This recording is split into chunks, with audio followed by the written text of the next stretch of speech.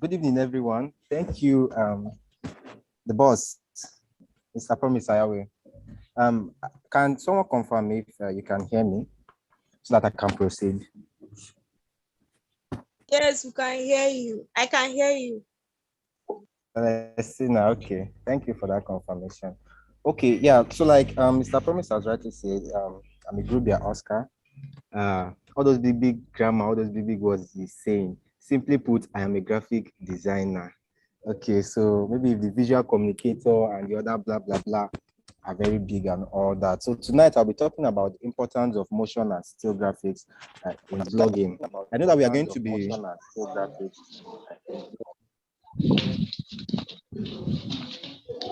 okay, yeah. So I'll be talking about the importance of motion and still graphics in blogging, under which we're going to be looking at consistency in content creation. We're going to be looking at being innovative. Please, I'm hearing the background noise. If you're not speaking, can you kindly mute your mic?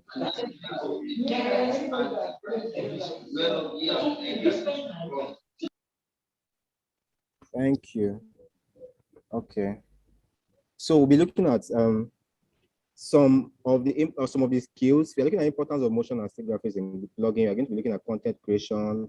We're going to be looking at innovation and creativity in content creation. We're going to be looking at writing, excellence in writing. We're going to be talking about visibility, and we're going to be talking about being intentional in momentum. We're going to talk about growing an audience and all that. First, I will start by explaining what still graphic is and what motion graphic is. Actually, your still graphics is basically any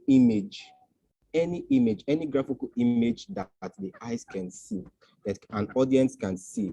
Any graphical image that passes an information to an audience, that is basically what graphics basically is. So we have the still, we have the motion. From the two words, when you say something is still, it basically means it is a graphics. It's basically a graphics that does not move. It is a one still image. Why motion graphics talks about your videos, your animations, and all the rest. And all these things are important in blogging. And a lot of bloggers, a lot of content creation, this is one of the things they miss in their business, because they neglect the importance of good graphics. They take it so unserious that most times they've been in blogging for quite a while, but they are not generating the kind of traffic that they are generating. While someone that has been in it for probably 6 months, 5 months, is being consistent and is getting good graphics that will definitely catch the attention of audience, is getting more traffic than this person. I have seen so many blogs and graphics. In fact, okay, let me start by saying this. There are some, and not just me, I believe we have that intuition. There are sometimes we scroll through our news feed, either on Facebook, we go on Instagram, or we are searching for content or information via Google. And the honest plain truth is that our mind or our eyes capture whatever graphics that is best represented. And also too, as a blogger, the importance of using images, so I'm going to be using the two words interchangeably, images and graphics, because when you talk about blogging, we are talking about basically images. It's not just your basic graphic design. Your blogging entails images, in fact, even more of images to get. But even knowing how to use the right image is important. That is why the knowledge of graphic design comes in. There are some most times people tend to pay attention to blog posts that carries a cover, a very good eye-catching cover, a very good eye-catching cover. There are some blog posts I look at that the caption, it's captivating, but when I go in and I try to read, it gets to a point I am bored because there is no image to back that content up. There's nothing to entertain me, there's nothing to keep me, excluding the fact that there's a very nice, perfect, great copy. It is not enough. You have to attach your content, you have to attach your copy with a very good graphic image. You have to attach it with a very good graphic image. There are a lot of blog posts that are out there, but they are poorly represented. And most times, people don't tend to reshare. In fact, such content most times don't even get to a wider audience, because there are some, when those blog posts get to your table, sometimes you want to look at how catchy this thing is, and if it is not really catchy, sometimes it ends there. Taking for an example, not just for blog posts or for bloggers, generally myself personally, there are some graphical flyers or graphical images that people will send to me about their program. When they send to me, I look at it. Some of them, you don't even need to tell me, hey guy, help me to repost or help me to reshare this thing. Automatically, I like the graphics, I like the design, I like the image, it is really catchy. Automatically, I just decide to share it. But there are some people that will send me some graphic content, and I look at it out. Sometimes you take me like they will be the one to tell me, please, Oscar, help me repost or help me reshare this thing, and I'll be on that content for sometimes 3 days. I won't be able to share it because of what? Because of the level of creativity is so low. In fact, the graphics is poorly represented, that if you put it out there, people will pay less attention to it. Take for an instance, this summit we are having now. Imagine that a graphics was not attached to it. I believe that most of us, one of the things that actually draw attention to registering for this summit is first the graphics. Okay, excluding the fact that there was a very great copy. There was a very good heading. I can't remember the copy we had there, the heading and all that. The heading is perfect. The offers are great. But not just that. One of the major things that actually drew your attention to the blog or to the content, whatever that it entails, is the graphics. And also, that's why it's important as bloggers to see how you can collaborate with graphic designers, because as a blogger, you're not going to be dying in your blog. You're going to learn how to leverage social networks like your Facebook, your Instagram, your Twitter, your LinkedIn. And whenever you're resharing most of these contents to these social media handles, you will definitely need a cover. You will definitely need a very good graphical image. And that is where the idea of graphics comes in. Sometimes you could do some of these things yourself. Let's take, for example, designing covers for your blog post. You necessarily don't need to employ the services of a graphic designer. Okay, like I have a blogger, a YouTuber friend. I think I mentioned this, was it yesterday or during the first class? Sorry for those interference. During the first lecture or the second day, I gave an instance of a YouTuber who just started creating YouTube content and is making mad money from YouTube. Now, this guy is not a graphic designer, but I think part of one of the things that help him gain traction and also help him gain viewers is the kind of cover he uses. Because most times, whenever he drops a blog post, what you share to your WhatsApp, you share to your Facebook, that's to come with a cover. And also, it is that cover, not just the heading or the title. Title is important, but also you definitely need the cover. This guy's not a graphic designer. What does he do? He uses his phone, he uses Canva to just create just a title, a very eye-catchy title with a very a HD image of, okay, he's actually a gospel YouTuber. So he gets the image of that particular preacher for that sermon. He gets his image, crops it out, then use Canva to add just a caption, and because of how he's going to pay attention to making the content bold and the image very high in definition, you see that once you look at that, you will definitely want to definitely, I'll be sharing my screen so that while I'm speaking, I will be showing you some of these instances. Sorry, I did not actually prepare a note for this class. Like, I have really been juggling with jobs. Like, I've been restless, and when I was called to speak, I'm actually just speaking as God is giving me guidance. So, talking about these covers, I'm going to show you an instance of what I'm talking about. I'll be sharing my screen from time to time. Okay, I'm talking about the importance of good graphics in blogging. So like I said, one of the reasons why it is important is because whenever you make a blog post, you definitely reshare your content to social media handles. And when you reshare this content to social media handles, you will definitely need a cover for it, which is going to draw the people's attention. Have you noticed that most of the posts, if you ask yourself, most of the posts you react or pay attention to on social media are those that are attached with an image? That is the plain truth. If you ask yourself and if you're honest to yourself, 80 to 90% of the posts that gain more traction are posts that do what, that carries a good cover image, that carries a good graphics, or carries a good, but people get bored when they are reading text of 30 paragraphs, 25 paragraphs, and all that. Except you do it in a creative way. There are way people do that sometimes when you're reading a 2-page note, you don't get bored. Why? They are how people do that creatively. But outside that, you need to have a very good graphical image. You need to pay attention to the kind of images you use on your blog, and also to the kind of flyers you reshare on your social networks and on WhatsApp and all the rest. You know. Okay, I talked about okay, just a minute.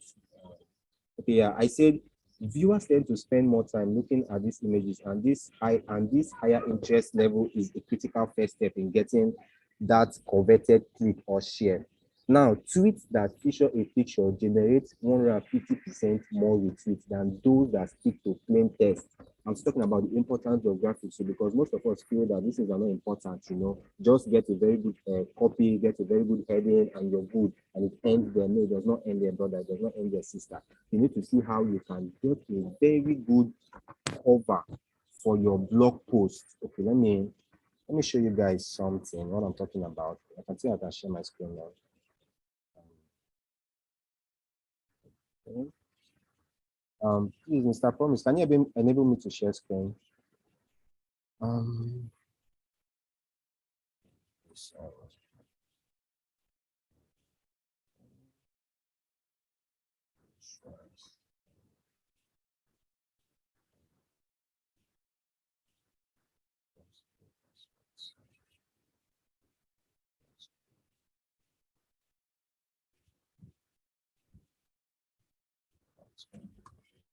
Mr. Promise, can you enable me to share my screen, please? You can now. Okay.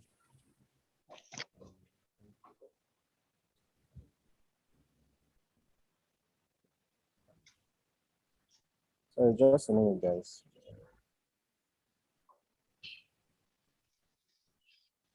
Okay.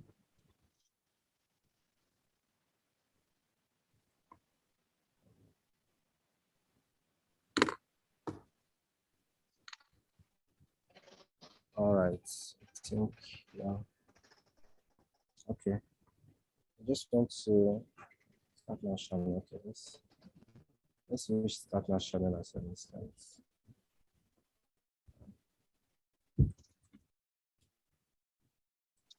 Okay.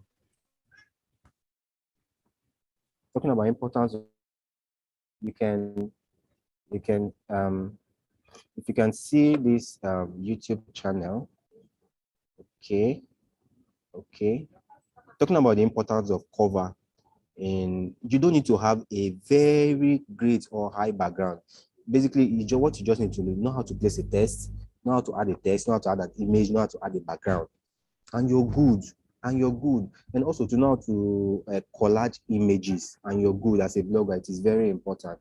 Learning how to attach graphical images to your blog post, it creates more traction, and it also helps people reshare your blog posts whenever you share them on social media network.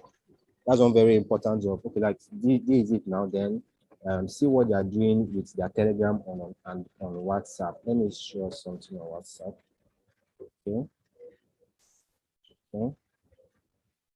Okay. So you can still see them here now. This is actually from YouTube. This is exactly how it's appearing. I'm doing this instance from YouTube. So exactly how it's happening now is the same way it will happen from a blog post. Whenever you create a blog post on your site and you have a cover, this is how it will appear whenever you share them to either your WhatsApp, your Facebook, your Twitter, or your Instagram. The same way it's appearing like this. You can see that it has a cover. Now the cover will also determine if you have interest for the content that has been posted. You get. So it is very important for us as bloggers to learn how to use graphical images for our blog posts. Then also to there is need for you to also learn how to leverage graphic designers, to collaborate with graphic designers, because as a blogger, you definitely be working with lots of you are going to be working a lot of content. People are going to be sending you content, and some of them they basically don't have a graphical representation of that content they want to help. They want you to help them repost. So it is good if you don't have the skill of a graphic designer. It is good for you to have someone in your team that designs. Okay, like our speaker yesterday was saying that sometimes, like he was saying the same thing I'm trying to tell you now, that it is important that some people will come to you and they want to promote their song, but they actually don't have a cover for it. And they want to, okay, can you design? Sometimes they automatically feel that because you're a blogger, you know how to represent their content in graphics.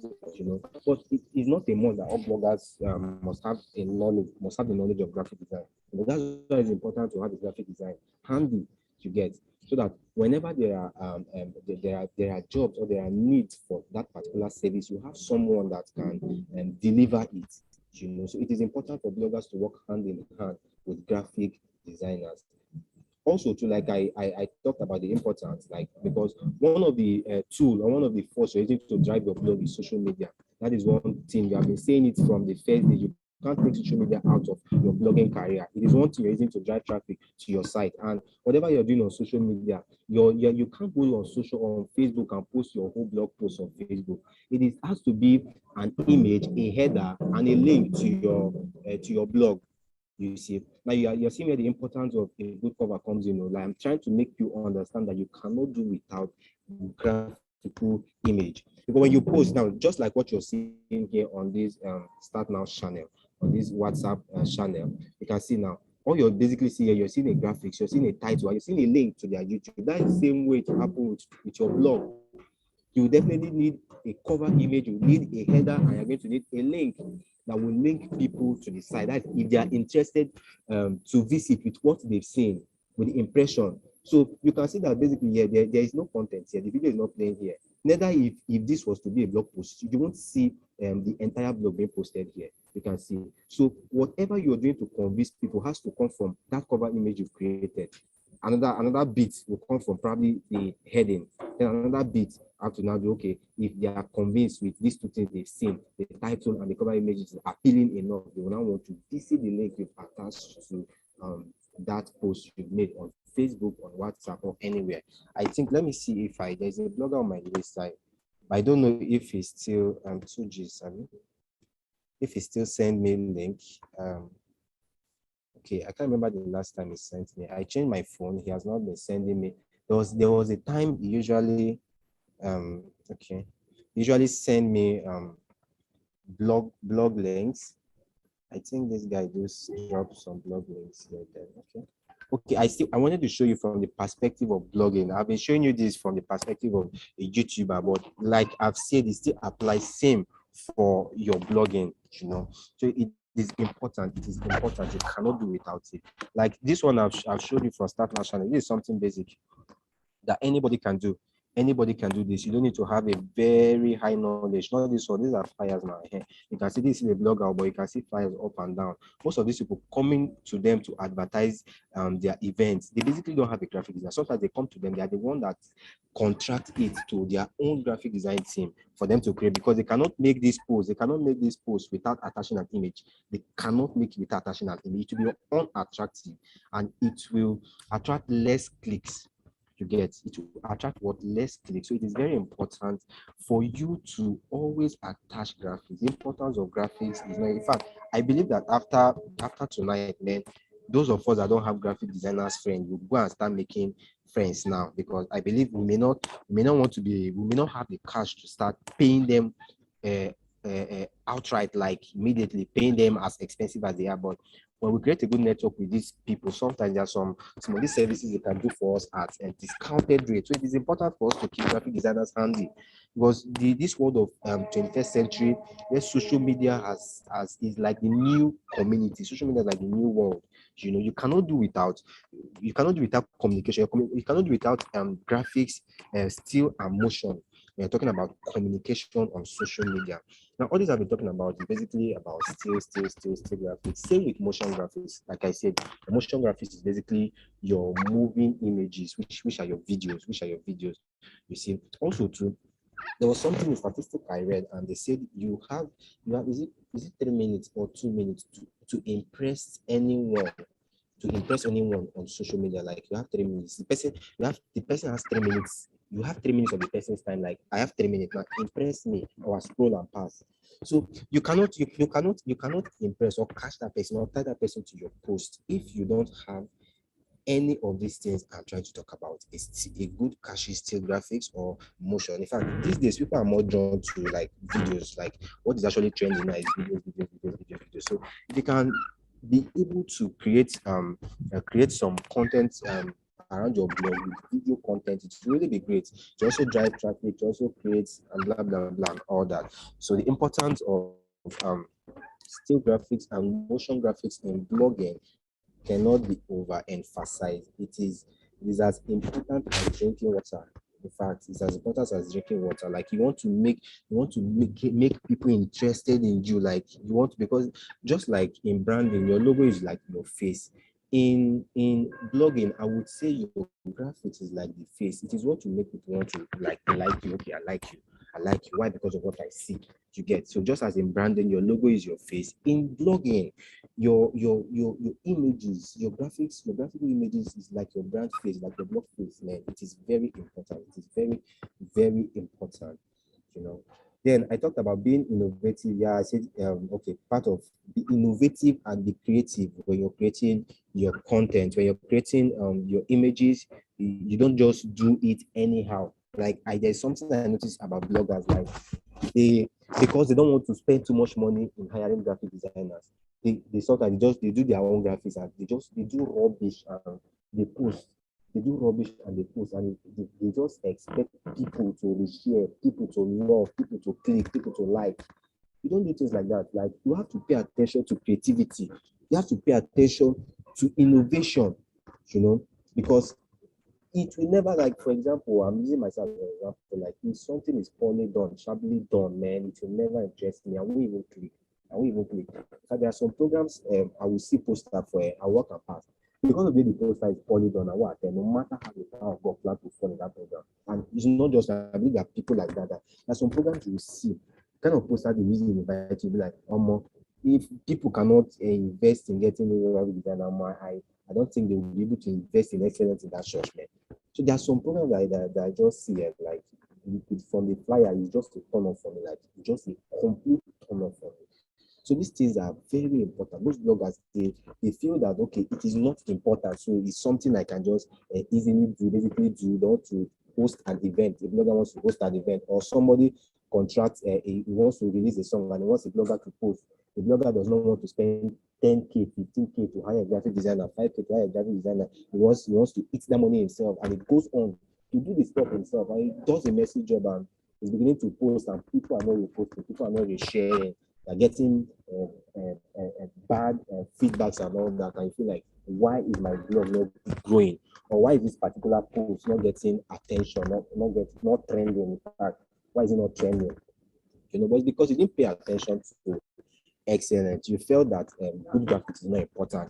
It's not important. What is important is what you're writing. It doesn't end in what you're writing, but that doesn't end what you're writing, my dear. You have to pay attention to good graphic images, high definition graphic images. Then also you have to be excellent in your writing skills. Yes, as a blogger, you have to be excellent in your writing skill. If you cannot do it yourself, if there's one thing I have learned recently in my recent years, like this recent years, if there's one thing I've learned is collaboration. You can't. You are not an island. Nobody's an island. You can't do everything yourself.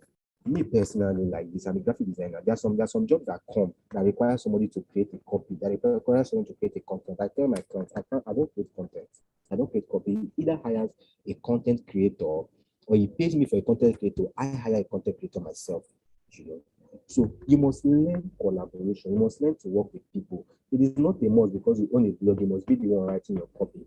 If you decide to get someone to be coming up with blog posts for you, yours you edit, or you could decide to be coming up with the blog post, you hire a proofreader to be proofreading your content, probably till when you gain proficiency. When you gain proficiency in crafting your own blog post, and editing it, so you must learn to be excellent in your writing skill. And also too, one of the things that can help, there are tools that helps us in achieving some of these things. There are tools like I talked about a blogger creating some of his basic graphics. One of the tools you can use in doing that is Canva. Canva is very easy. Canva is very easy. There are lots of lectures, online WhatsApp classes that are going on that people can actually utilize to learn how to use Canva. Canva is actually for mobile phone. You just see sometimes you're traveling and you're on your mobile phone, you're creating a cover for your next blog post and all that. It's very easy to use. For graphic creation, you could decide to use Canva. Then also too, I talked about excellence in your writing, like your writing. You have to be excellent in writing. You may not be an excellent guy, but there are tools that can help you to pick out errors, to edit errors. And one of those tools, I don't think I can. There's actually a tool. If I remember the name, I'm going to let you know. But one is Grammarly, but Grammarly is not the main tool that bloggers use. The tool that bloggers actually use that helps them in editing content, like in making sure that there are no too many grammatical errors. But the basic one that everybody uses, not just bloggers, is Grammarly. So I believe someone will be taking note of all these little basic things. So I've mentioned Canva that can help graphic designers create their own graphics, some their basic graphics. I mentioned Grammarly that can help bloggers proofread their content. Like you created a blog post, you want to proofread it, you feel that there are some errors, so you copy everything, you take it there and you paste it, automatically edit for you to get. And also to like the main tool I'm going to, if I get the name, either I'll drop it on the WhatsApp group. There is actually a tool that sometimes when you there are most bloggers, and the truth is that most bloggers, most of the content in our blog, they are not originally created by us. That's the plain truth. Most of the blog content on our blogs are not originally created by us. They are plagiarized blog posts. We go to other people's blog, we copy and we take to our own. We just maybe we get a new image, a different image in another perspective, and we post and we attach it and we post and we begin to share. Sometimes the same blog post, somebody just go carry the image and now write their own name on the image or on the video and all that. And basically that's actually plagiarism. It's an offense, it's an offense. And there are tools that can actually help you. That the truth is that there is no idea that is 100% original. There is no creativity or anything that's 100% original. Most of the things we are saying, they are just innovated, like they're innovations, they are reformed ideas. Most of the things that people are, even in graphics, most of the graphics we are creating, nobody's saying that or everything that is here is originally my idea. Rather than a lie, you've definitely seen something somewhere that your brain or your senses have picked that idea that you've used to recreating your own. That is the same way it applies in creating content. There's no content that is originally 100% original to you. So it is normal for people to copy. What am I saying is, I'm saying is so that people will not see copying content or copying stuff from other people as one great thing or one big offense that is punishable by the law. Like even lecturers, they copy and they call it reference. They copy and they call it, what do they call it, reference? Because you're copying for somebody else. So when it is okay for you to copy blog posts from other bloggers, but it's not okay for you to post exact same content on your own blog. So there is a tool you can actually go, you place all this content there, and this tool will automatically paraphrase everything for you, like the paragraph. You can start to take paragraph 1 to paragraph 2. You can start to change words to universe or anything. It just change the words, it change the paragraph, it change the arrangement for you. These are tools that actually make your work more easier as a blogger. So because why am I saying this? As a blogger, I have mentioned the importance of good graphics, and also too, I think you must have an excellent writing skill as a blogger. If you can't do it, if you're not excellent yourself, with your partner, if you can't get a partner that is excellent in that field, it is fine. You use the tool that is there. You go, you copy, or you create something, and a tool automatically regenerate this content for you. Yeah. Then consistent visibility. Consistent visibility also to stay visible. You must try to learn to stay. Okay, I think I need to stop sharing. Okay. Yeah, you must learn to consistently stay visible. As a blogger, sometimes when people create content and they're posting, and because they're not getting the required clicks or required view, they get discouraged. They get discouraged. And in blogging, man, consistency is very important. Sometimes people spend so much money creating good graphics and they don't get the kind of sales they want to get and they're discouraged, man. It doesn't end there, man. Where the graphics end, consistency takes over. You get where your good content or your good blog post and consistency takes over. You just have to be consistent simply because you spend 15K in getting a graphic designer on board in your team or 30K monthly and he's doing something in that first month. You're not getting the kind of result you're getting. You're not getting 1,000 clicks. You're not getting 2,000 clicks and you're discouraged, man. Where that designer's work ended, that is where consistency continues. Like you have to be madly consistent in creating those content, creating those graphics, creating those posts. You just have to be consistent. You have to consistently stay visible. You don't have to be hidden. And sometimes most of us, when we create this thing, because okay, we have created something very nice, we just go and hide it. We just go and stay hidden. No, you have to stay visible. You know, after you've created this content, you have to stay visible. You have to bring this content to people's face. Now you can take the instance I shared with us, the Staff Now channel. I showed you that their blog, and I showed you the number of followers that they have, the number of subscribers they have, and also too, you can see that they brought it as far as bringing it to WhatsApp, and they also have a Telegram channel. They also have a Facebook page. Man, they are intentionally putting this in people's face. They're intentionally putting their content in people's face. So simply because you have a very good content or a very good copy does not mean you end there, you relax. Or because you have a very good graphics and you feel the thing will sell itself, the thing will fly itself. No, it doesn't end there. You have to be intentional. You have to intentionally stay visible. You have to intentionally stay visible. Put this thing in people's face. Put this thing in people's face. And the more you get on people's face, the more they buy into your blog, they buy into this your brand. So be consistently visible. Then also too, you must be intentional about building momentum. Yeah, you just have to like to build momentum. Then lastly, grow your audience. I'll be stopping here. My time, I have taken so much of our time. Grow your audience. Grow your audience. Grow your audience. As a blogger, there's nothing wrong with you creating a WhatsApp group. Add your friends. You're just what you're doing there. Probably you could do it in a style.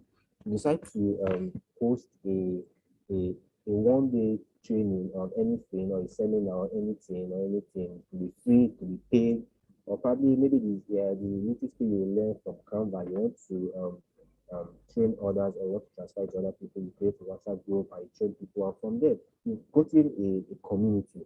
From there you're putting out content.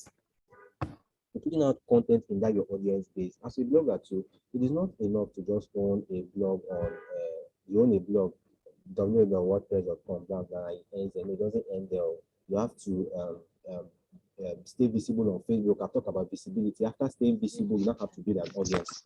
After staying visible, you now have to build an audience. You have to build an audience around that visibility you've created. You build this audience by being consistent with whatever you're doing. Being consistent Exactly. being consistent with whatever you're doing. So I believe I have spoken enough tonight, and we're going to be doing the practical session online. I'm not the one to handle that because I'm not a blogger, so I'm going to be ending my session here so that All someone right. else can take over here. Thank you so much. All right. Please, if I'd like to unmute your mic and give Mr. Oscar a warm round of clap. Please, let's clap for him.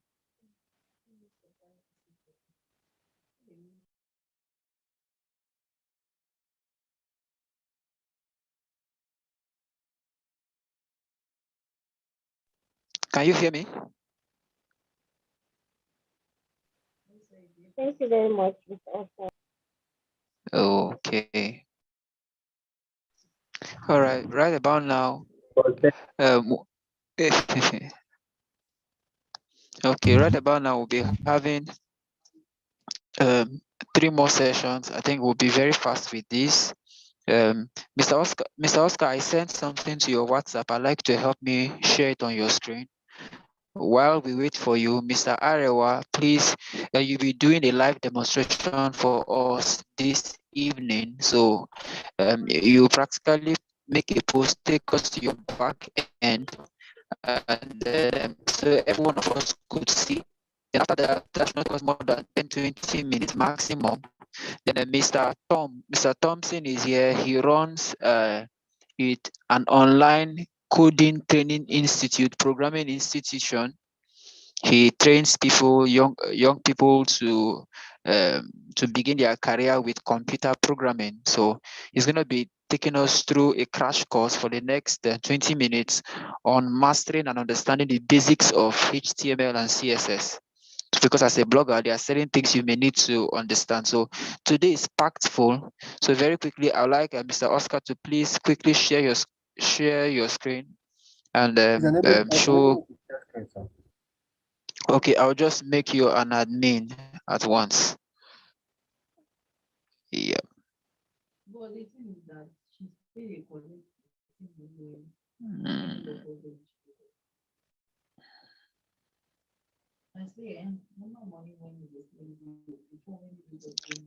All right. So whilst we wait for him, I will basically be doing a couple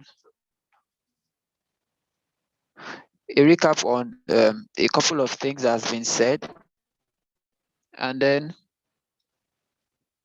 yeah, thank you so much. A recap on a lot of things that has been said, and we can better have a glimpse on what it takes to run a blog, the structure of a blog, and how all of that looks like. Yeah.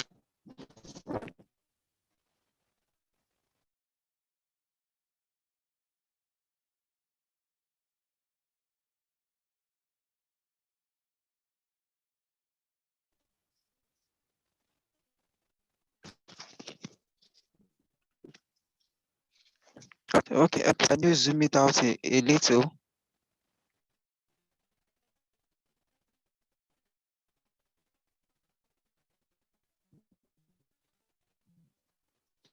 Okay. Move on.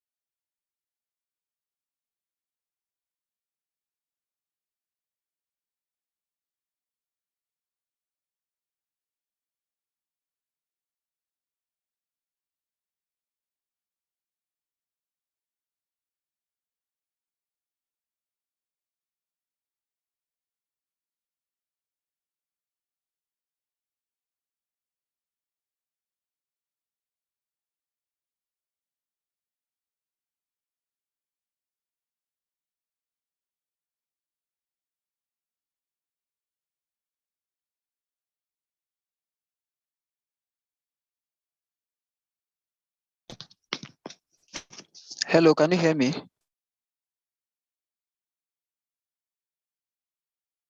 Yes, sir, we can hear you.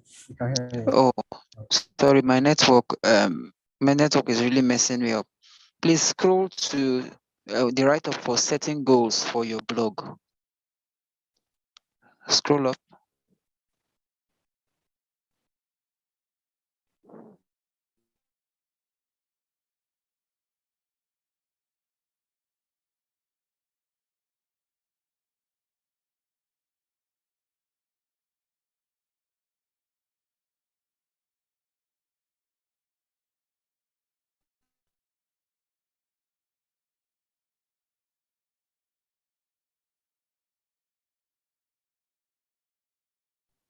Sorry, which area did you say again?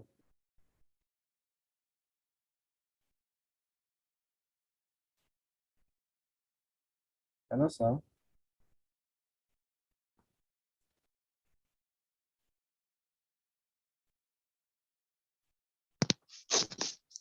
Hello, can you hear me? Yes, I can hear you. Where exactly did you say? Okay. I hear you. Okay. All right. Let's look at what is the purpose of your blog. Okay. First of all, setting goals for your blog, you need to be goal oriented. Like I think on the first day we took our time to explain that you need to have a particular reason why you want to set up your blog. Some persons are coming into blogging because it's something that they are very passionate about. Others are here as bloggers because they want to make money. So these two reasons or these two school of thought can greatly affect your goal setting. Now, examples of goals that one could set for his or her blog.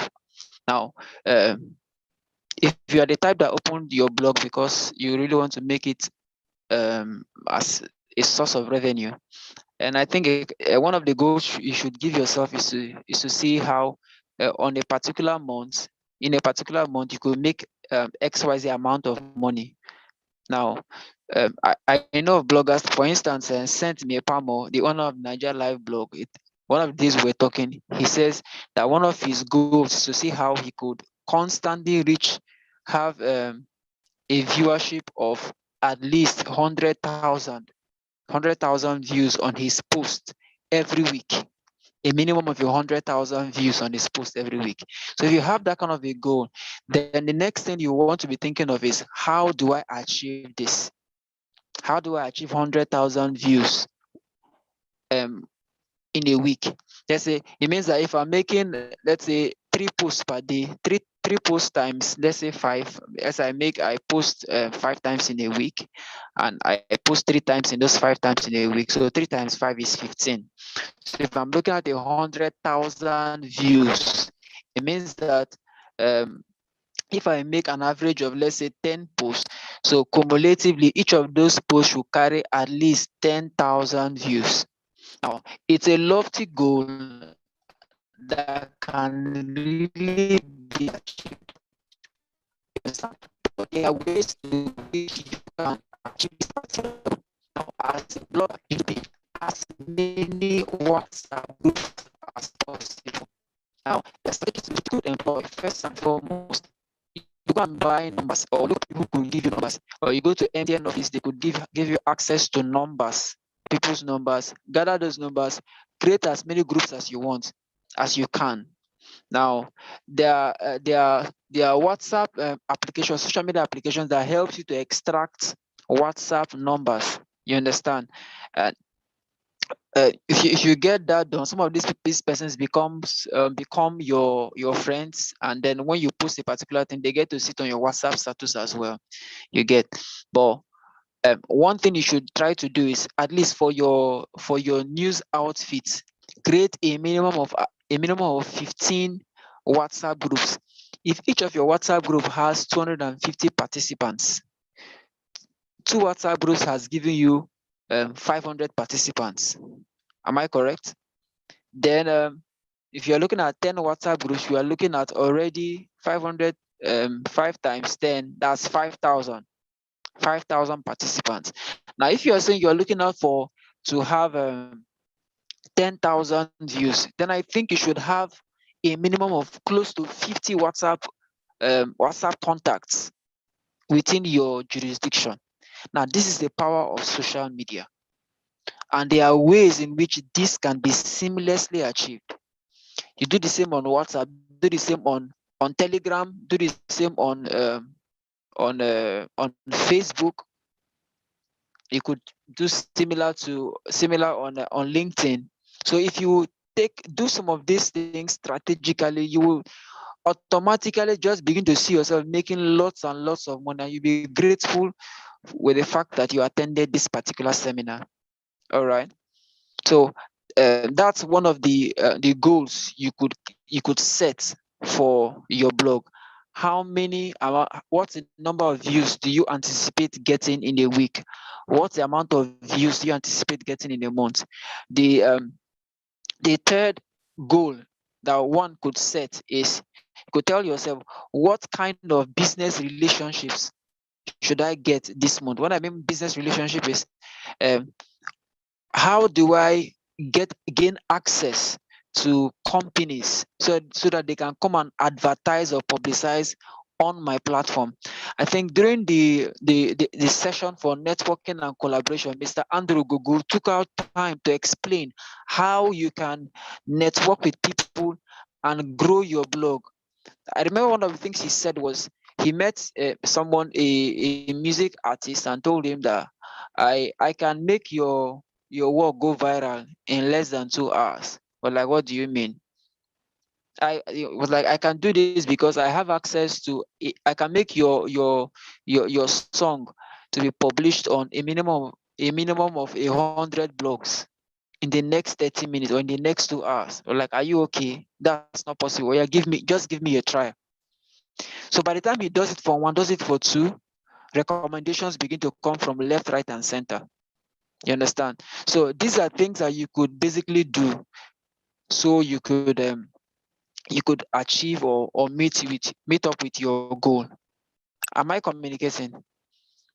All right, Mr. Oscar, I'd like you to still scroll down, go down, still go down, go down, go down, go down, keep going, keep going. All right, yes, go off, go off, go up. Okay, okay. Yes, stop here. Okay, your first blog post. Now, I want to read this. Remember, when you talk about keywords, this is where you will use them. Okay, consider your topics and the audience. Make sure you write for your audience. Now, here are sites that can help you come up with topics. Now, Bosomo.com, Answer the Public. Answer the Public has lots and lots of topics. So this site were basically built for bloggers. Now go to trending, Google Trends. Google Trends shows you trending news in your particular country or region. It depends on how you get to do your settings. So you could basically just go and pick the trending news for the particular day and repost on your particular page. People will always want to have emotional attachment to your blog when they see that your blog always brings what is current to them. You're not giving them stale information. Your information is always current and you're always on point. You're always giving them what is trending. They know that they can find authenticity on your blog. So that is very, very, very important. So take out time to check out these 3 sites at your leisure time. I think we posted the links on the group yesterday. It's on the WhatsApp group as well. I will still take out time to repost it or reshare it there as well. Now, another very important thing that I need us to take note of is what to include on a blog post. Number 1, author. Who is the author? Number 2, the author could be the publisher. The author could be the hype man. Now, a hype personnel is someone who may not be the owner of a blog, but by virtue of relationship, let's say, let me have, we have Celestina Richard here, we have Ibimat, and we have Lucia Ebuka here. Now, let's say Ebuka has a blog, and then she wants to publish her news on Martin's or AB's blog. Now, the blog does not belong to Ebuka, but AB. So on AB's blog, if Lisa Ebuka posts on AB's blog, Lisa becomes a hype man or he or she can be a hype on that particular blog, or he could be as well as the publisher or author. You understand? So you are a publisher or an author on your own website, and then you could hype on another person's website. All right. So I think that has been clearly spelled out. Date of publish, date of publishing or updates. Let's assume you publish a particular post. You need to specify the dates that you are publishing that particular post. So and the reason for that slash update is you publish the post today, and then there's a slight correction, or the person who actually post the thing had additionals, and you went there to go and update. It's good you specify that this blog post was updated on XYZ day. Your blog should always carry a title. If you check out the one that we posted for this particular conference, it had a title. Golden Opportunity was the title. You understand? So the title was very, very catchy. You should have an introduction. The introduction is breaking news, breaking news. Ayaweisoft company, I think I'm trying to remember, Ayaweisoft company, a limited liability company, is giving an opportunity to 30 bloggers to own their own blog. So that's the introduction. In the body, is where you get to specify more details, how they intend to do, what's the procedure to doing a particular thing, and all of that. Helpful tips. Helpful tips are also important. People want to gain more information. On your helpful tips, you could talk about some other things on of course, this also depends on the kind of post that you are posting.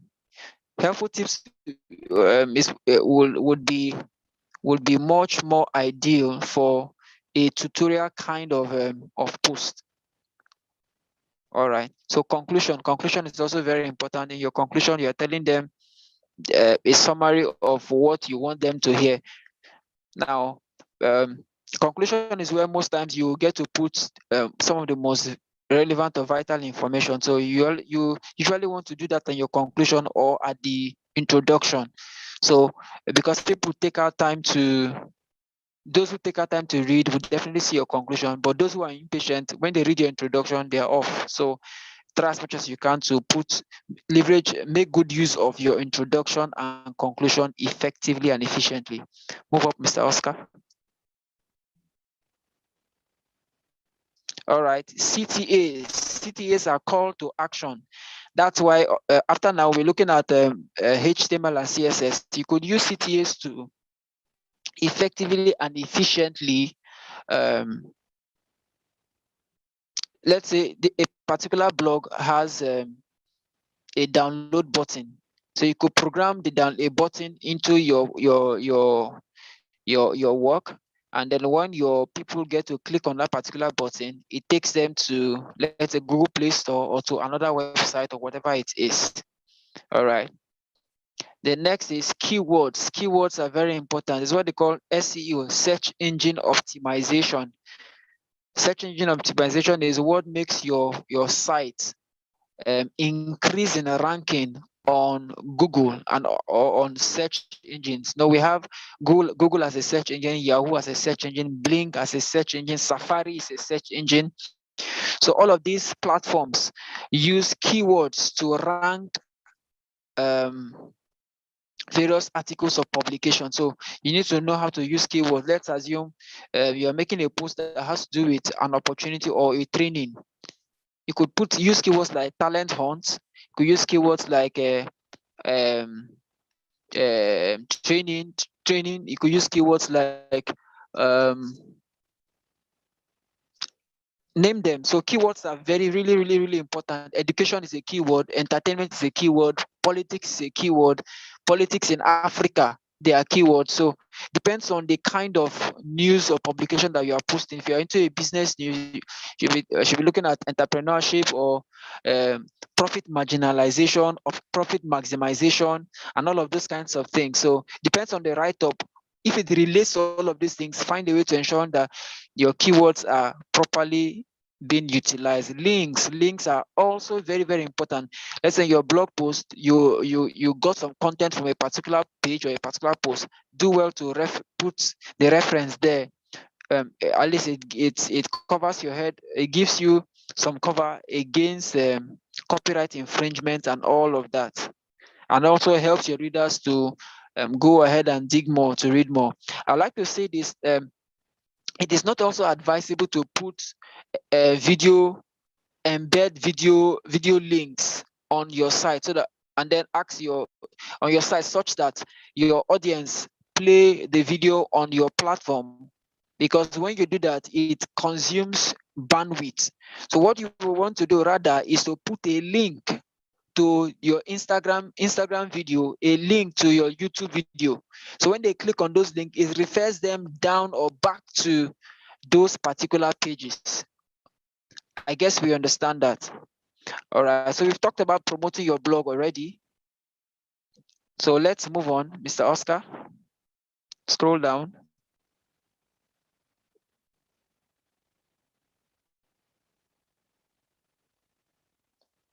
Hello.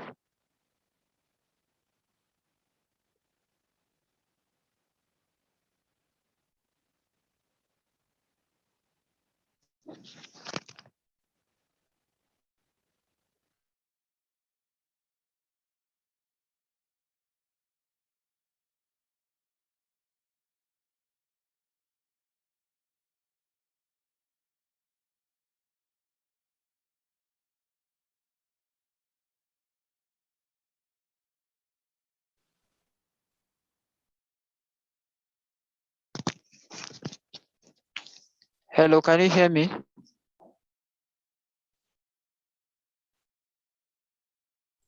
Yes, sir. Yes. So sorry, I think my network had issue. Please Okay. enable me back to share my screen. Okay. We're almost done.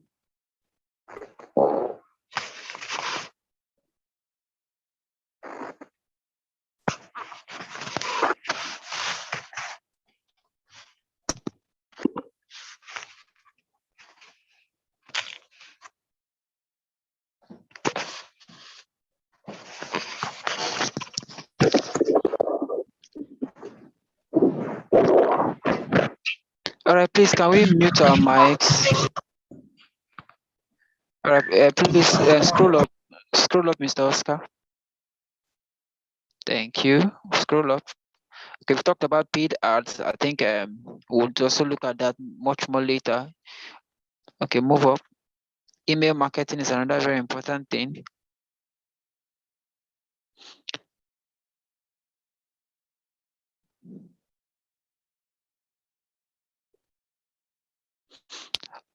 Okay, I think we'll drop some of these content and materials in the group.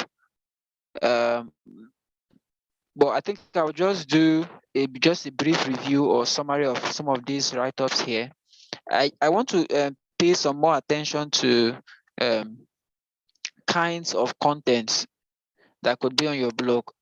We could categorize them into, we could summarize and categorize them into groups. There's the one I'm very interested in is the how-tos. Now, if you look at legit.ng basically grew because they use the how-to methodology in posting. How to make pancake, how to hack your computer, how to hack your neighbor's Wi-Fi, how to get MTN cheat code. Are you flowing with me? So these are things that legit.ng particularly uses their how-to methodology in their post. There are others like tutorials on your blog. What people come to see, the content they basically enjoy is tutorials. You teach them on how to use certain technology, because you just go make your research and then come back and then post it there. People know that every time they come to your blog, they are learning something. You understand? I think Mr. Andrew Google talked about exams, students and exams. So that could be another category. You could say, okay, for my own blog, I want to be focused on students and exam questions. So all you need to do is network or form valuable relationships with the exams and record unit, or with social media handles of various universities, UniBEM, UniCal, and all the likes. I think Mr. Andrew was giving an explanation on how a particular student was asking about the current cutoff points in Unit BEM, if I'm not mistaken. All he did was he went to his own post, his own blog, and searched for where he did that particular write-up. And when he got it, he went and posted, reshared the link on that particular chat trail.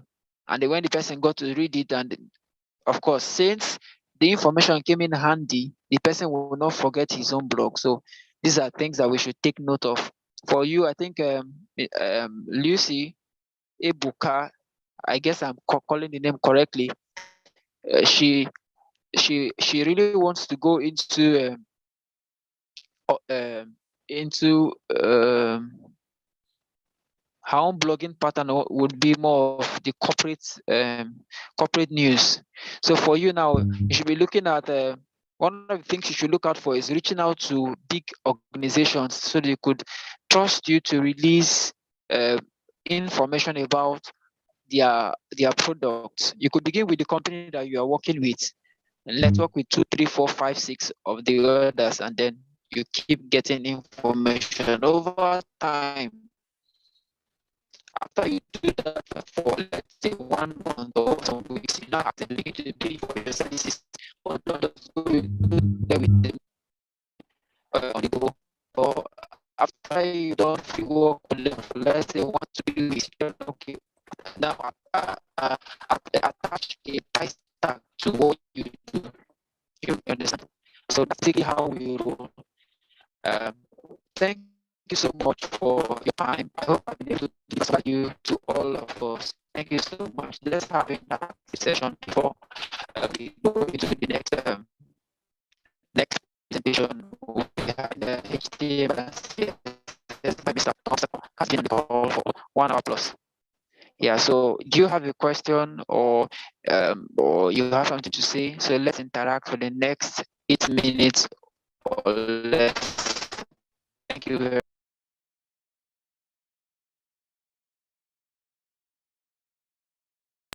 Any question?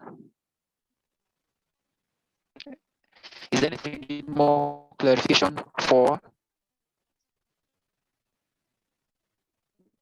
So just unmute your mic and talk, and we'll just take 1 or 2 persons and we move on. Feedback is really, really important here. Yes, if we're learning.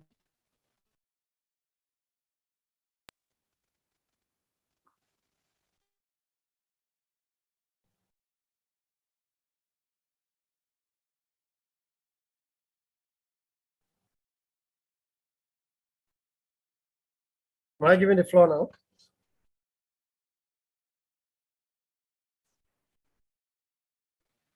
Yes, the floor is yours, sir. Go ahead. Oh, sorry. Okay. Hope everyone can hear me clearly. Yes, loud and clear. Okay, very well. Please permit me to share my screen.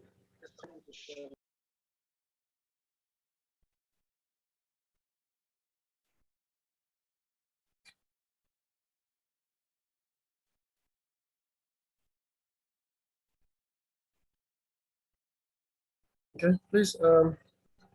So I'm Thompson, just like Ayawe had said earlier, and I run an online training program for young people, basically tech subjects.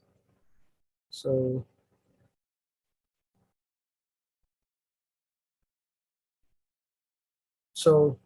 today we'll be looking at, we'll be talking about basic HTML and as it relates to your blogging. So let me quickly share my screen now. Yeah.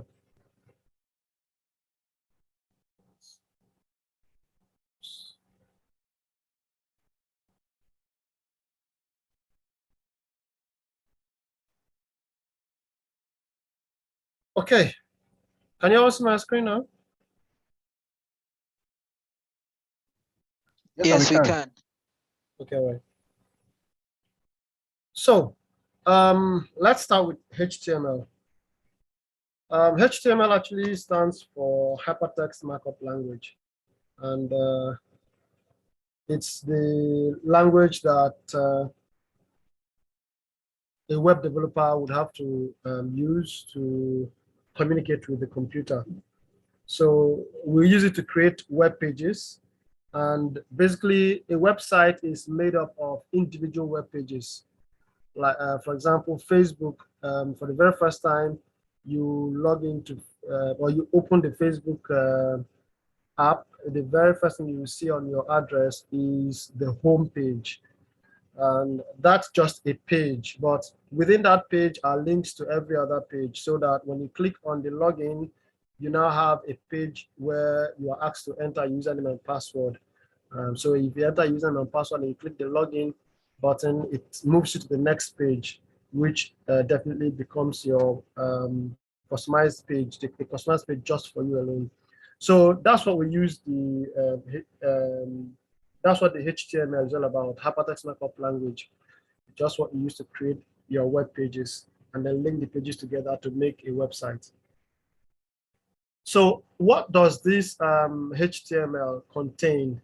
What does it have? It actually is made up, the language is made up of what we call tags. It's made up of tags. For example, you have something like this. And tags are made up of angle brackets. This is what I refer to as angle brackets. This is another angle bracket. So when you put the two angle brackets side by side, you then put what we call the element inside. Here, what we'll have within inside this tag that is made up of two angle brackets, what you have inside, the element you have inside there is the paragraph element.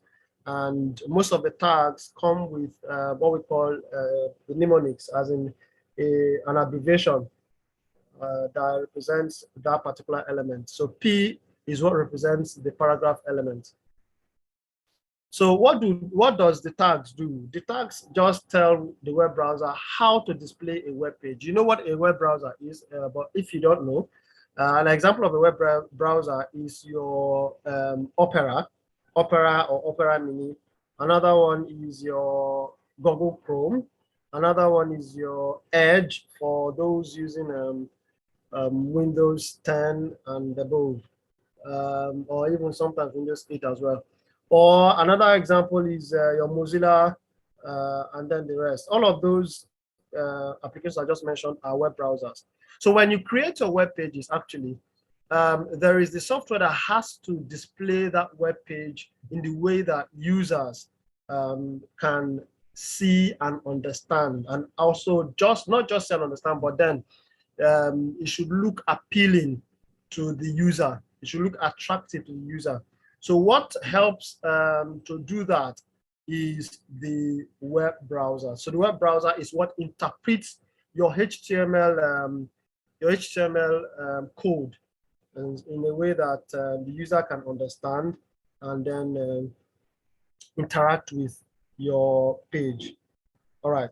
So it's very important that you understand the fact that your HTML pages, the file, the code that you type, or the code that you create to make the web page, always ends with one of these two extensions. It either ends with a .htm or .html. All right. Now, what I mean by extensions are what tells the type of file that you have created. You have the .xdocs, which is for Word documents, the XSL, which is for Excel. You have the .java, which is for Java file. So the extension tells the type of file, okay, that you are actually creating. So if for you to be able to tell the computer the type of file you are creating, you have to store that file with the extension .htm or .html. That will tell the computer that, hey, this file that is being created is a web page. All right. Okay. So let's move on. So yeah, tags are the elements that create the components of a web page, like I've said before. And of course, the tags are just a pair of square brackets. Sorry, angle brackets, right? Which are these ones, a pair of angle brackets. And the element is what will always be inside. Now, these tags basically are in pairs. You have what we call the opening tag, and then we also have what we call the closing tag. But though we have some tags that do not have a closing, some elements that do not have a closing tag. So like I've told us earlier, P here is a paragraph element. So, but some elements do have closing tags, like we have the P element here having an opening tag and a closing tag, while some do not have closing tags. So what we refer to, so those elements that do not have a closing tag, we call them single tag elements. And then those ones that do have those ones that do have open and closing tags, we call them double tag elements. So you two types of elements: single tag elements and double tag elements. All right. Okay. It's very important for you to understand that the tags, the elements are not case sensitive. What I mean by that, or the tags are not case sensitive. What I mean by that is that the P that you put in there, which is the element itself, whether you use a small letter A or a capital letter, it doesn't matter to the browser. It will always still understand that this is a paragraph.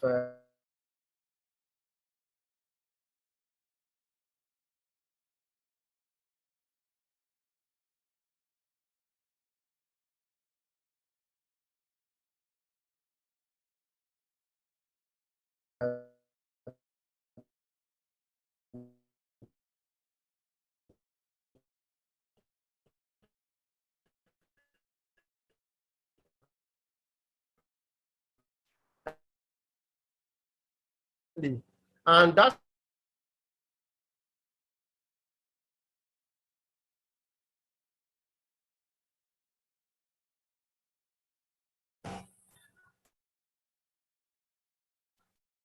hello, sorry. It seems I was disconnected. Yes. Yeah, we can hear you now.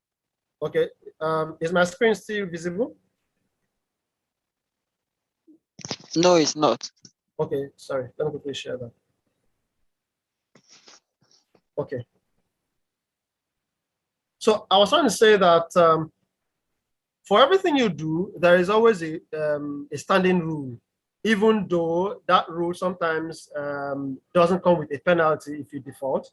But then there's a rule, a standard rule, which is good for you to follow.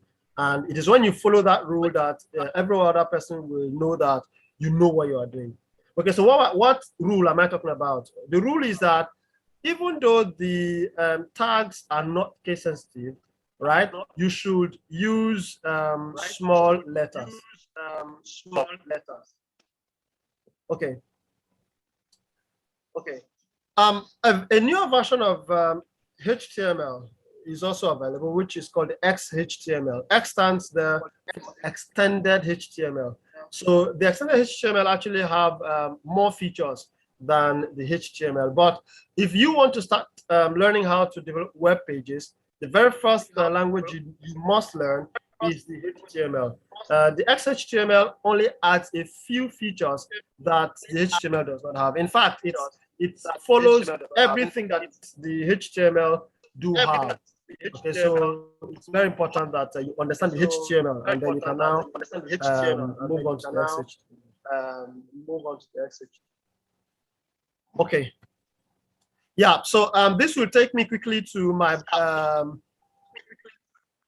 to talk about where you can write your web page. How can you write your HTML codes, or where can you write your HTML codes? Basically, where you write your HTML codes, we call such softwares, we call them code editors, right?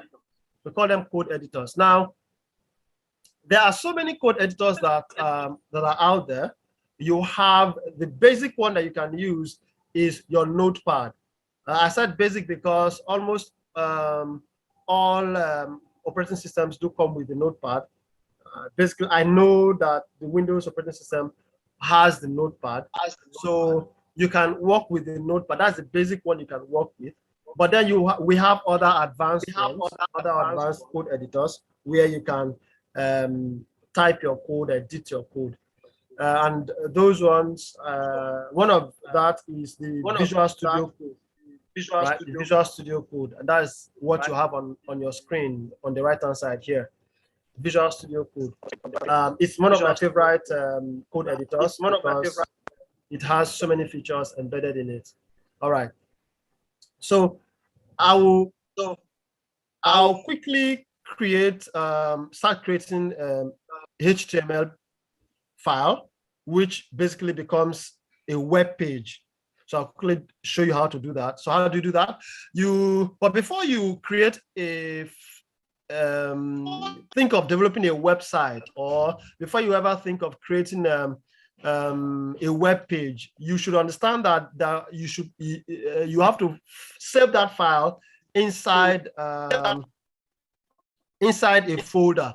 So that what I'm trying to say is that you need to create a folder first of all your computer, so that when you create your web the HTML code, basically, then you store that code inside the folder that you've created. So I'll quickly show you how to create the HTML code.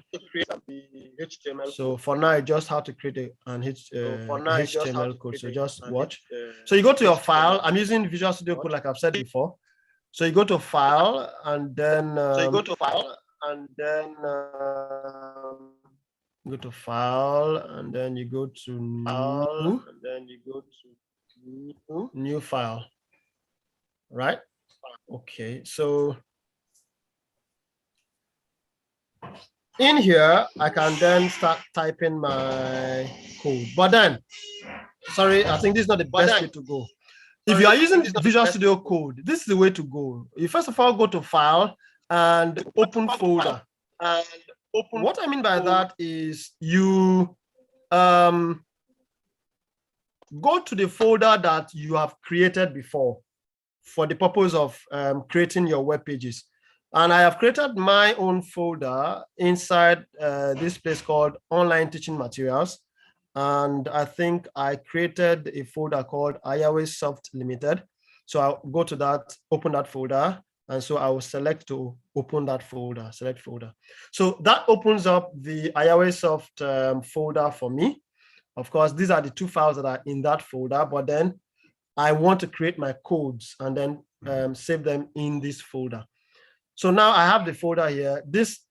In this particular tool is where you just click to create your file, and automatically that file that you create will be saved in this folder that is opened in the Visual Studio Code. So I'll just click New now, and I'll just call it first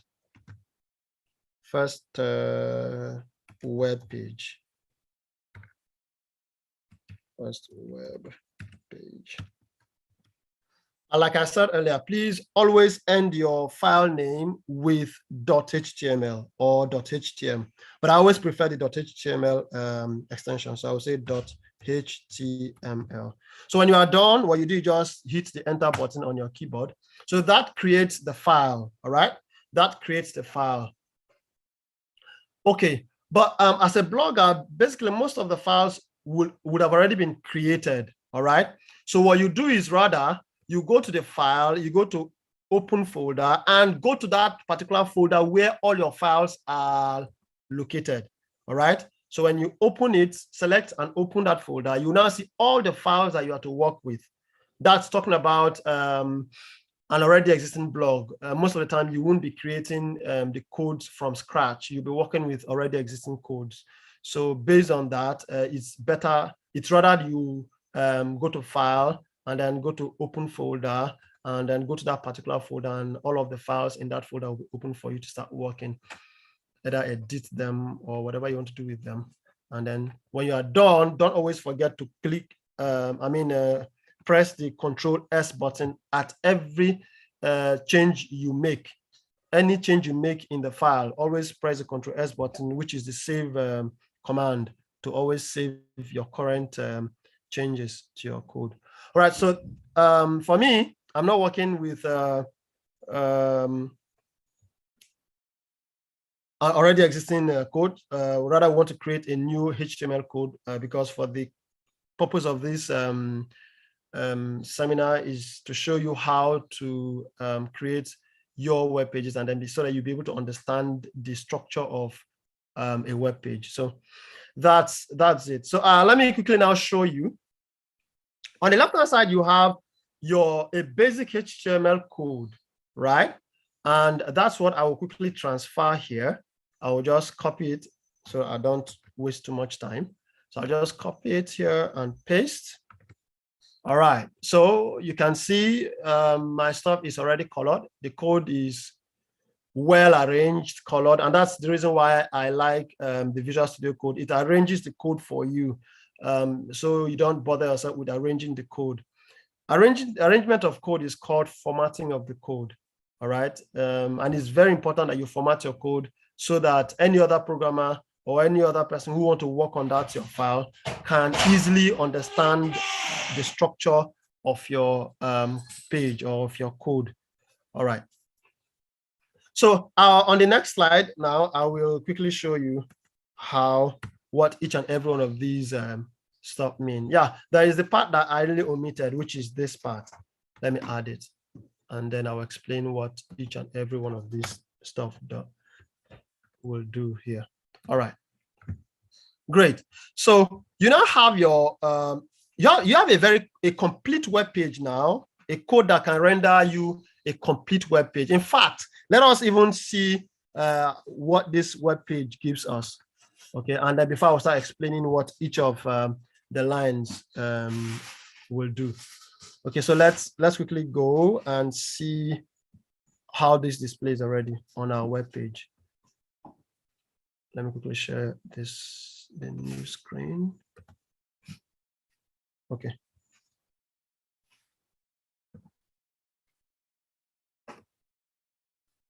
Sorry, just a few minutes. Let me share.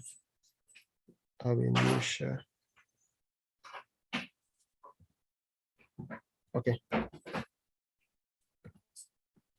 All right.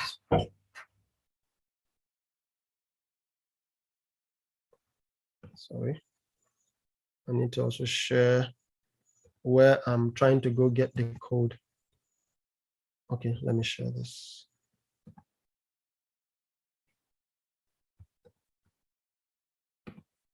Okay, now it is very important for you to know that when you write your HTML code and you save it like I have done here, okay, I've already saved this one. Remember, this code is saved inside the Ayaweisoft limited folder. So for you to be able to open this file or this web page now on your browser, you have to go to that folder, and that's what I want to do now. I'll go to my file explorer. Okay, and this is my file explorer, and I'm already in the Ayaweisoft folder. You can see it already carries my default browser's icon. That's to tell you that this is a web page, right? And that's because I saved it with the .html. That's why it has taken, the operating system has already labeled it with my default web browser to say that it's a web browser that can interpret this file. So I will just right click and then click open. Or if I don't want to right click and click open, I'll just double click on it, and then that should launch the browser that will interpret this code for me. All right. So the only thing you can see is your page content, and then on the title bar, you have the document title. All right. Now, you didn't see any of the jargons that I wrote inside the code, right? So that tells you that what the browser does is in the interpretation of the code that I have written there. So let's go back to our code. I hope you can see my browser, right?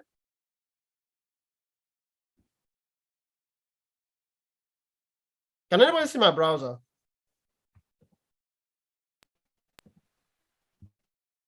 Hello? Can anybody hear me? Yes. Okay. Okay, all right. Okay, so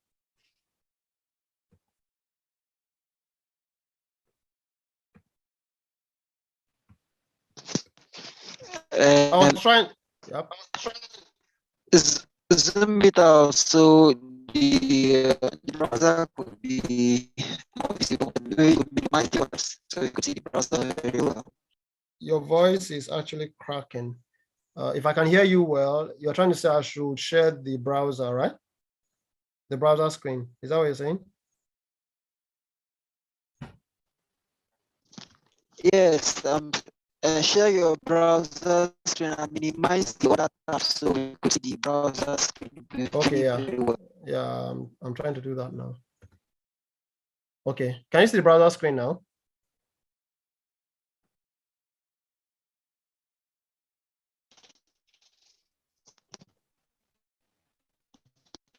Yes. Okay, so I was trying to say that if you can see the browser screen now, let's move on. I'm trying to say that you have on the title bar the title of the web page, and then you have in the body section just this, your page content.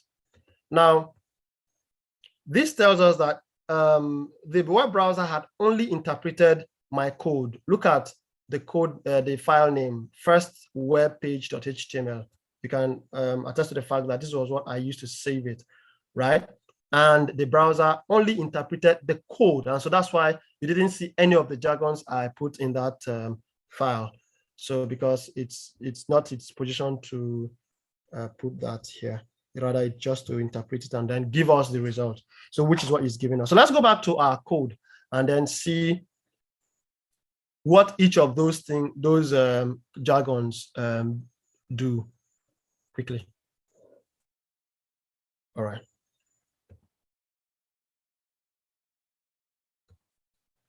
Okay, so the very first line, what does it do? The line one, in line one, you have a tag that is called the doc type tag, the doc type.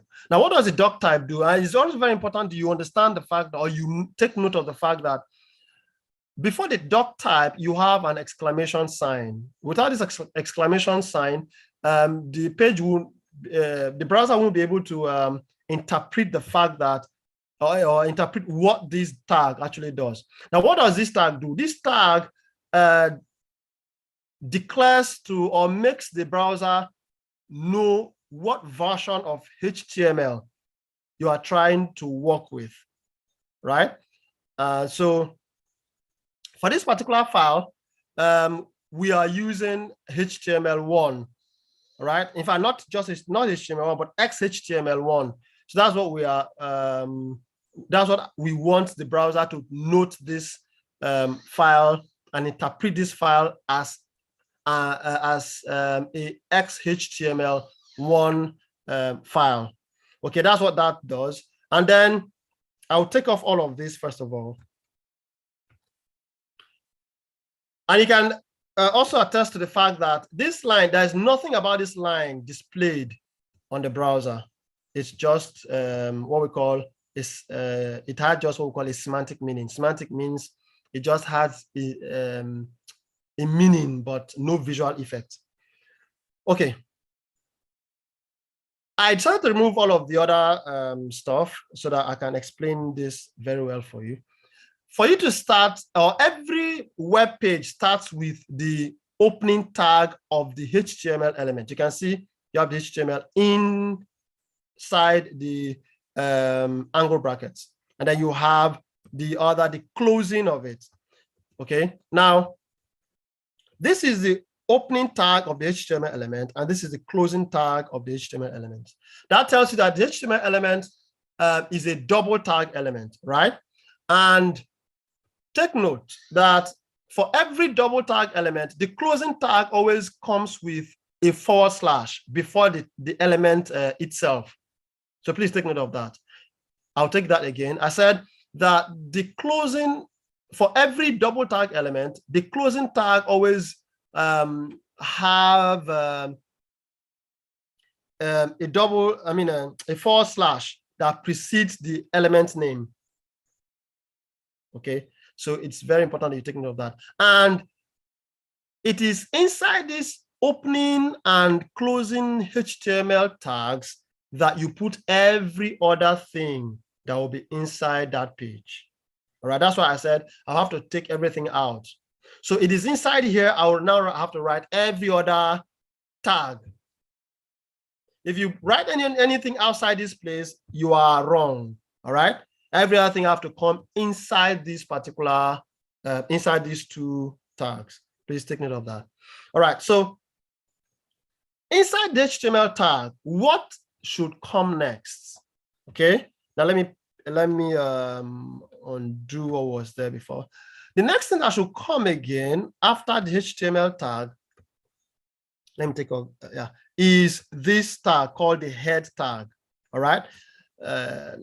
Now the head element has two tags as well. So it's a double tag element as well. That's the head element is a double tag element. So you have the opening tag of this head element, and then you also have the closing tag of the head element. Like I've told you earlier, because it's the closing tag, you have a forward slash before the head, which is the element name. So in here, it is inside the head open and closing tags that you then begin to bring in the title of the page. And the title of the page is always also contained inside another tag that is called the title tag. Now, the title element, I mean. Now, the title element is also a double tag element, all right? And it's just, the name is just title. So you now put inside the open and closing tags, you put in the title of the page. Let me just call this one first page. That will be the title. That's what will be displayed on the title. Okay, first page.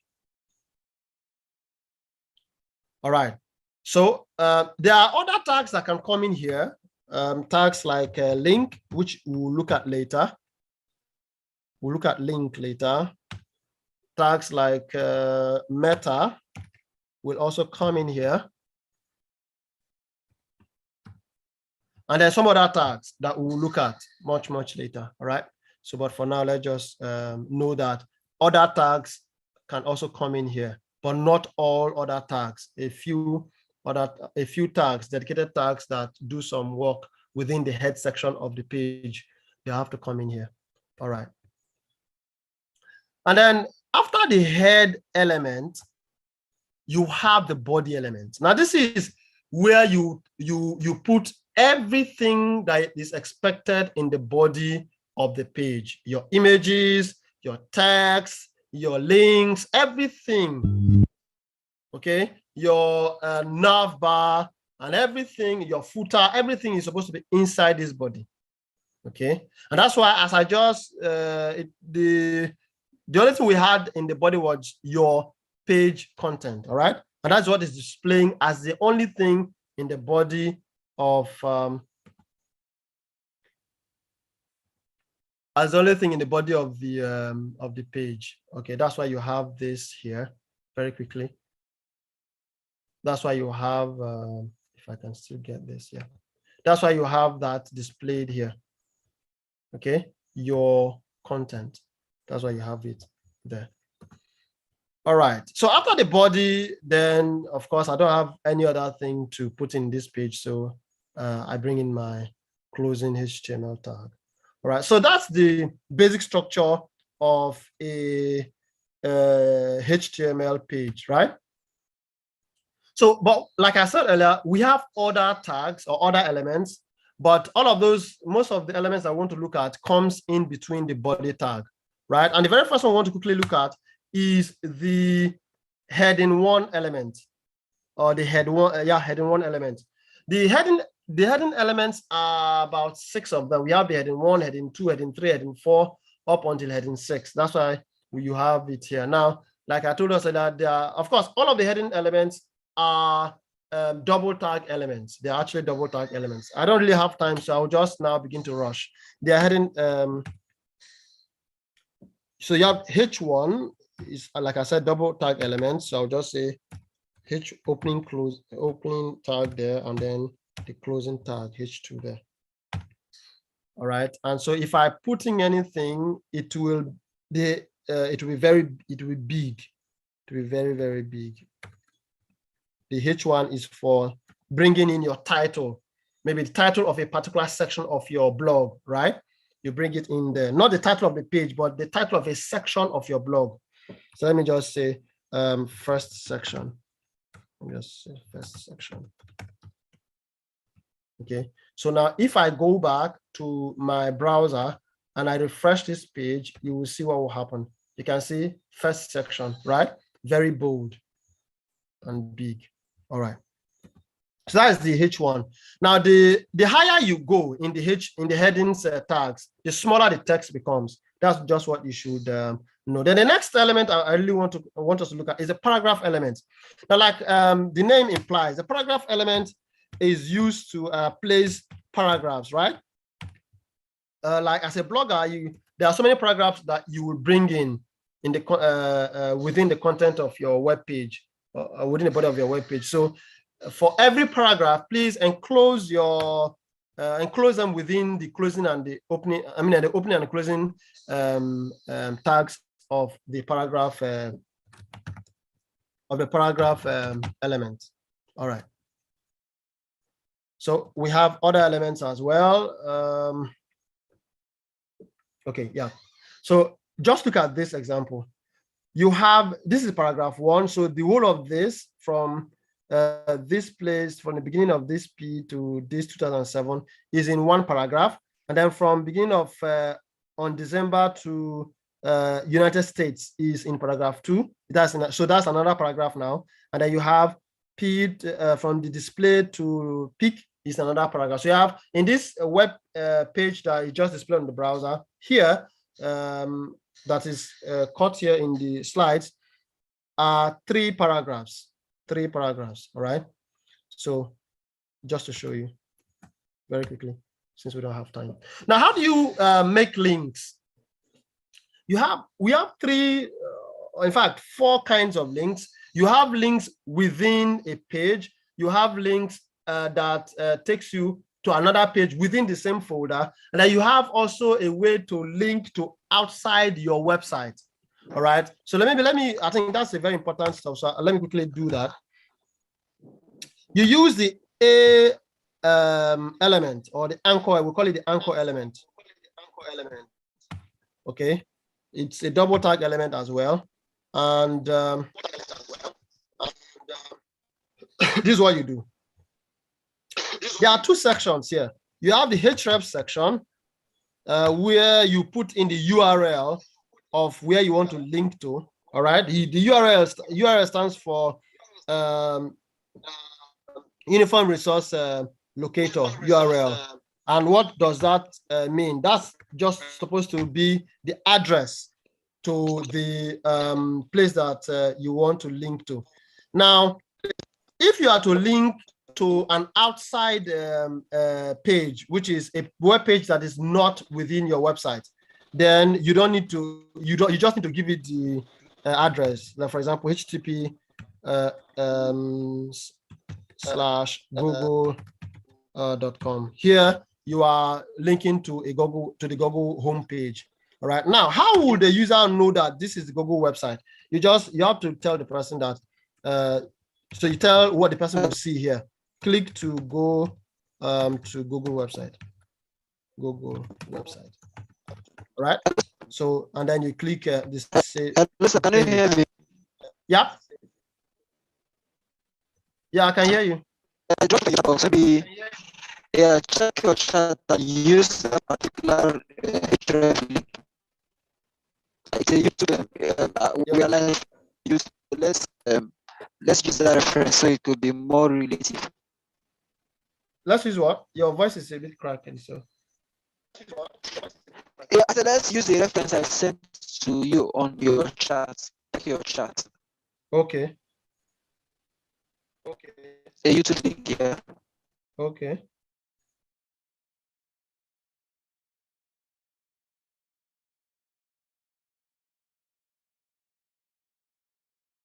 So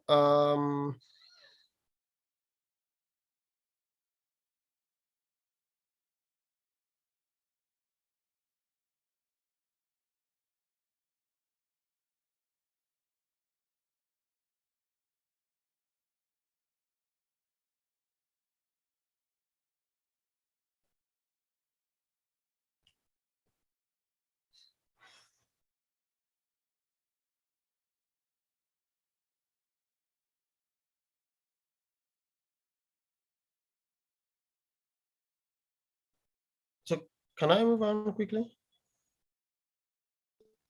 Yeah, go ahead, go ahead. I was like, instead of using Google, you could use this link.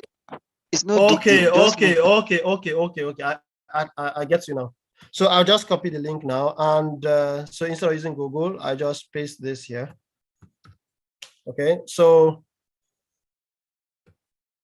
you can just say, okay, click to go to our webinar link.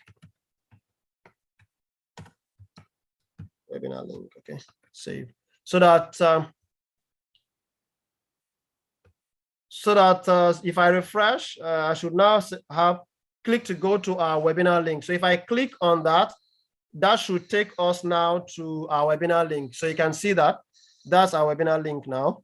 It has led me to our webinar link. Okay, so that's what that does. But then if you want to link to a section of the page, what you do is quickly, you use you use the hash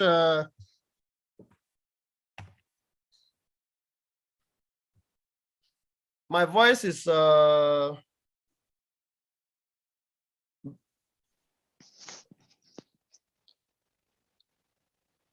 can hear my voice back. What's happening? No, go ahead. We could hear you. Okay. All right. So if you want to link to a section of your page, this particular page, you use the hash symbol. But before you do that, you must have given that particular section an ID. So you say ID equals, let me just name it, say F. So you now say hash F. That way, okay. So that way you can now, if I click F, it will rather take me to this first section. So that just it. So let's move on. So for the sake of time. So like I said, then this is how to bring in an image. This is for image.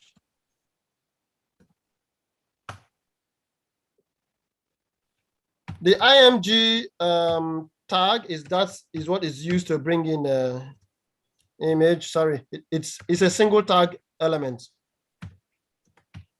Okay, so here in the IMG tag, which is used to bring in an image, you have what we call an attribute SRC, which is where you can now tell the browser the location of the image you want to display. All right, so for the sake of this stuff, let me quickly copy an image and then bring it in there.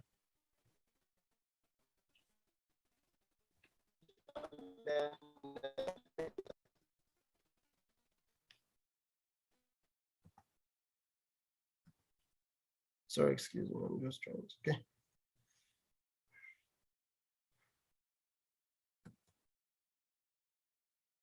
Okay, so before you can get access to the image you want to use, you must put that image in the folder of your code. So I have actually done one, which is this one now. I'll just click rename and copy it and take it back there. Okay, so I'll paste it there. And that is just .jpg. It's very important that you include very important that you include the file extension. Include the so file now extension.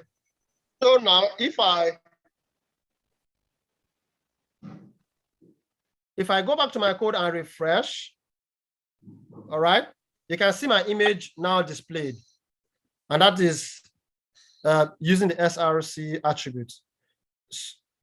Okay, so that's the image tag. Like I've said earlier, it's very important that you know the extension of the image, either JPG or JPEG. I mean, PNG or GIF is very important. All right. Then another very important tag is the div element. We use the div element to divide the sections of our web page. All right. So it's just like a divider. So I can have a whole lot of so many divs in my web page, but for the sake of time, I won't be able to do much or talk much about that. But it's very important to know that you use the div to divide your elements. Yep. So I think that takes us to kind of the end of the HTML. Let me quickly run through the CSS. Let's quickly run through the CSS. We still have time. Okay, hello, sir. There is no more time for that, sir. Okay, all right. So I think in that case, I'm going to end it here. Thank you very much. All right, thank you very much, sir. I think we just have 2 more persons on this call. Okay. Mr. Harry and Celestina. Okay. All right, very quickly, we'll just take 2 questions or 2 comments, and then we'll proceed to the next thing. I think this is the last thing we have for today.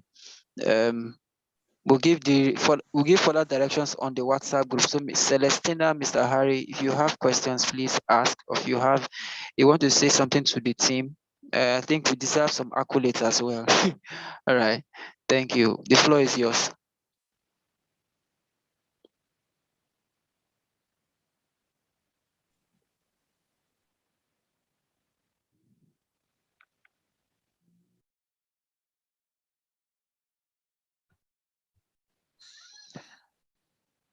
Hello.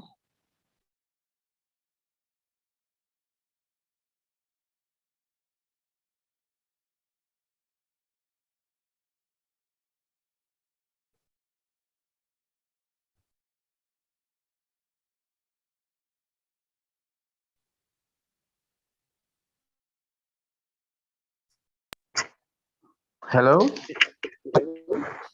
Hello? Hello? Yeah, we can. Hello? I said thank you for doing a good work.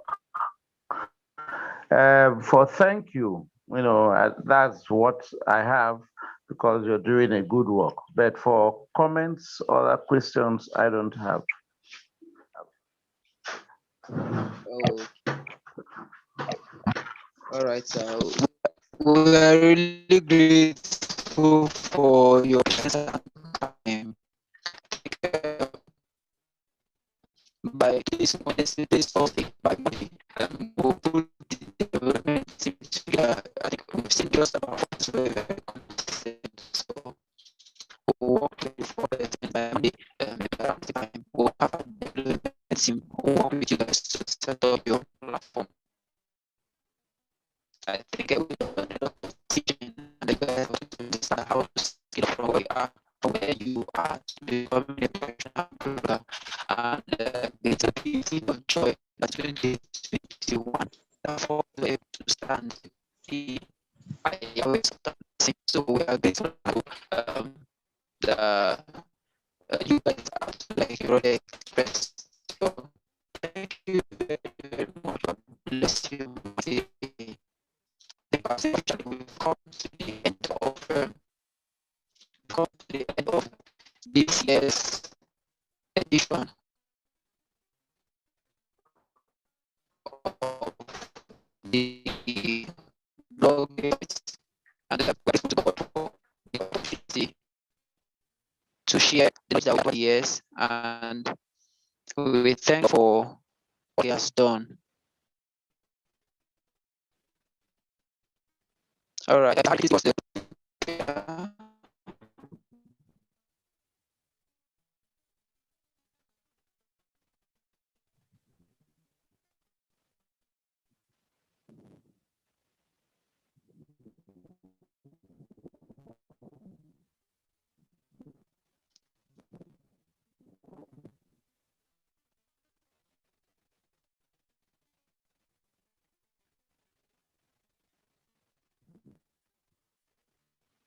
hello.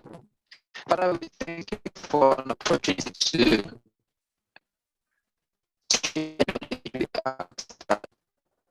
blessed participants that will take time to get the efforts that we all exerted. We will not go in vain. We give you praise for what you started. Thank you, Lord, for the great ecosystem and the great relationship and network that we've created for ourselves. We ask that you will help us to make use of what we've gathered over these 3 days in the name of Jesus. So, Father, we bring this 3 days intensive online training to an end. We thank you, Lord, because the purpose has been achieved, and we give you all the glory and all the honor. For in Jesus' mighty name we are prayed. Amen. Thank you very much, guys. The rest of the interaction would happen in WhatsApp group. So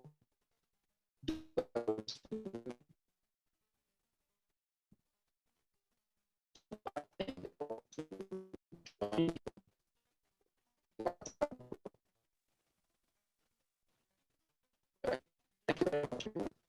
Have one